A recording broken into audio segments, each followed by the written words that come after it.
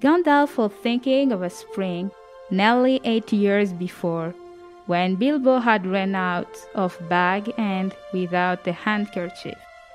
His hair was perhaps whiter than it had been then, and his beard and eyebrows were perhaps longer, and his face more lined with care and wisdom.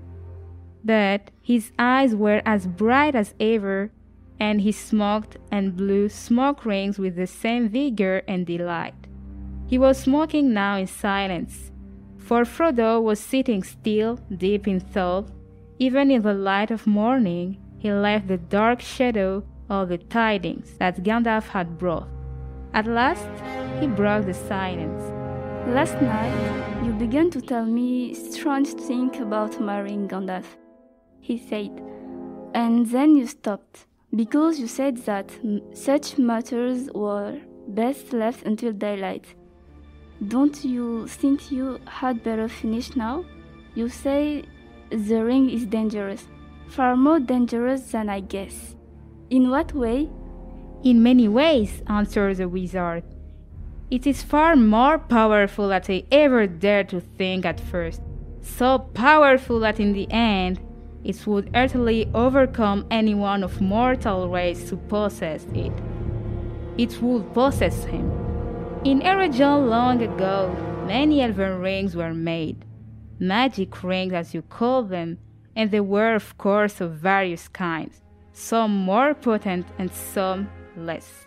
The lesser rings were only essays in the craft before it was full grown, and to the elven smith they were but trifles, yet still to my mind dangerous for mortal. But the great rings, the rings of power, they were perilous. A mortal, Frodo, who keeps on of the great rings, does not die, but he does not grow or obtain more life. He merely continues, until at last every minute is a weariness. And if he often uses a ring to make himself invisible, he fades. He becomes in the end invisible permanently, and walks in the twilight under the eye of the dark power that rules the rings. Yes, sooner or later he is strong or well-meaning to begin with, but neither strength nor good purpose will last. Sooner or later the dark power will devour him. How terrified, said Frodo. There was another long silence. The sound of Sam Genji cutting the lawn came in front of the garden. How long have you known this? Asked Frodo and Adelaide. And how much did Bilbo know? Bilbo knew no more than he told you, I am sure, said Gandalf. He would certainly never have passed on to you anything that he thought would be a danger, even though I promised to look after you. He thought the ring was very beautiful and very useful at need, and if anything was wrong or queer, it was himself. He said that it was growing on his mind, and he was always worrying about it. But he did not suspect that the ring itself was to blame. Thought he had found out that the thing needed looking after. It did not seem always of the same side of red.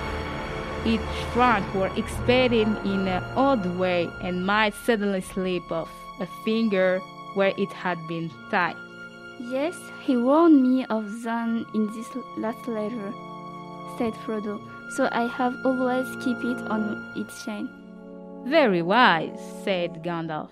But as for his long life, Bilbo never connected with the rings at all. He took all the credit for that to himself, and he was very proud of it. Thought he was getting restless and easy, thin and scratched, he said, a sign that the ring was getting control. How long have you known all this? Asked Frodo again. Known, said Gandalf. I have known much that only the wise know, Frodo. But if you mean known about this ring, Well, I still do not know. One might say there is a last test to make, but I no longer doubt my guess.